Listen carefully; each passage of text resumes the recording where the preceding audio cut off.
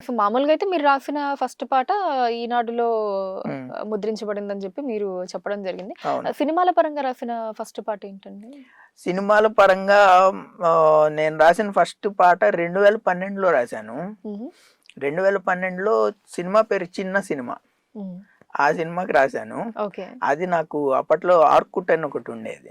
అవును. సో, అవును. ఆర్కుట్‌లో నేను ఈ సీతారామ శాస్త్రి గారు, వేటూరి గారు, చంద్రబోస్ గారు వీళ్ళ కమ్యూనిటీల్లో ఉండేవాడిననమాట. ఎందుకంటే నాకు సాహిత్యం అంటే ఇష్టం గాబట్టి. ఓకే. అలా అలా ఏర్పడ్డ పరిచయాల్లో నా విశ్లేషణ, పాటల విశ్లేషణ బాగుంది. నాకు స్నేహితుల ద్వారా ఆ సినిమాలో రాయడానికి అవకాశం వచ్చింది. మొదటిసారి యూఎస్ వెళ్ళిన అబ్బాయి హుహు. పాడే పాట అనమాట. ఓకే. అప్పటికి నేను యూఎస్ వెళ్ళలేదు. హ్మ్. వెళ్ళకుండానే ఊహించి రాశాను. సో, అది నా మొదటి సినిమా యాక్చువల్లీ. ఓకే. అది 2012. ఆ హ్మ్. తర్వాత ఇంకో 2, 3 సినిమాలు చేసి చిన్న సినిమాల చిన్న వరకు. సినిమాలే చే చేశాను. కాకపోతే అప్పటికి గూడా అది కెరీరు దీంట్లో నేను ఒక స్థాయిలో చేస్తాను అని నాకు తెలీదు.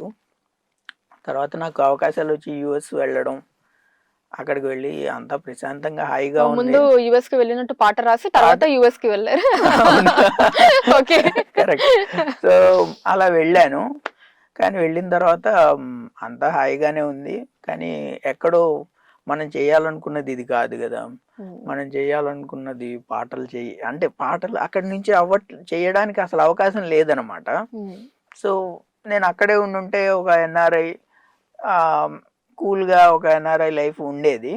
కానీ అది నేను కోరుకున్నది అది కాదనమాట. అందువల్ల 19లో నేను బ్యాకొచ్చాను. రాగానే రాసిన మొదటి సినిమా 'రాహు'. ఓకే. సో, అప్పుడేంటంటే నాకు కూడా చాలా బాధ్యత నా మీద కూడా ఉంది. ఏంటంటే నేను అక్కడి నుంచి ఇక్కడికొచ్చాను. నాకొక అవకాశం వచ్చింది. హ్మ్. ఇప్పుడు నేను ప్రూవ్ చేసుకోవాలి. హ్మ్. సో, చాలా ఆహ్, దాన్ని ఒక బాధ్యతగా తీసుకొని నేను చేశాను. అందులో 3 పాటలు రాశాను.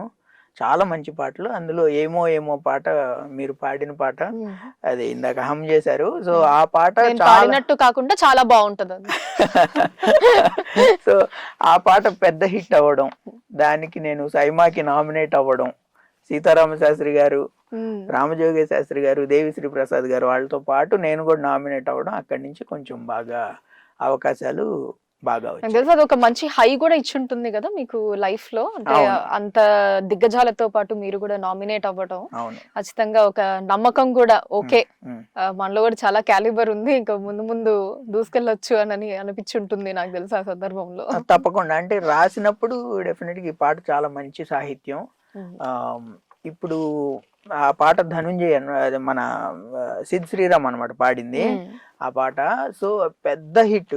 దానికి 120 మిలియన్స్ ఓన్లీ యూట్యూబ్ వీడియోకే వచ్చాయి. అన్ని ప్లాట్‌ఫార్మ్స్ కలిపితే దాదాపు 300 మిలియన్స్ వచ్చాయన్నమాట views. It's a very huge hit. రాసినప్పుడు నేను అనుకోలేదు అంత హిట్ అవుతుందని.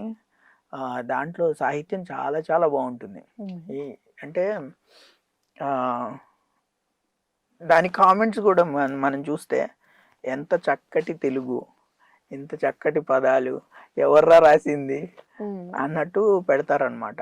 అవన్నీ చూసి చాలా ఆనందం అనిపిస్తుంది. ఓకే. అంటే ఈ చోటే కాలాన్ని ఆపాలని, నీతోటి సమయాన్ని గడపాలని, నా జన్మ కోరింది నీ తోడుని, గుండె నీదేనని అని. సో, అలాంటి అందమైన ఆనెస్ట్ దాన్నేమంటారు ఒకళ్ళు ప్రేమలో ఉంటే ఏదో నువ్వు చందమామలాగా అలా ఇలా అంత అతిశయోక్తులు కాకుండా హ్మ్. ఒక నిజమైన ఆనెస్ట్ ఎక్స్‌ప్రెషన్స్ ఉంటాయి దాంట్లో. ఎవరిని ఊహించుకొని రాసారంటారు పాట?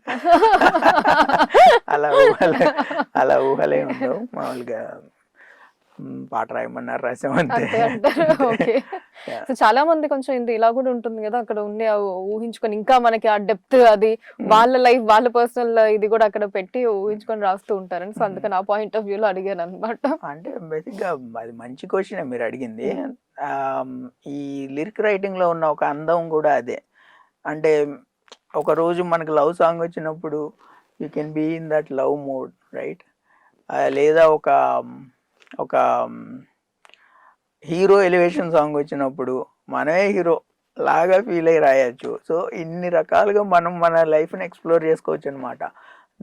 ఓకే. ఒక సాఫ్ట్‌వేర్ ఇంజినీర్ వెళ్లి డెస్క్ దగ్గర కోడ్ రాస్తారు. ఆ టైప్ గాకుండా ఆ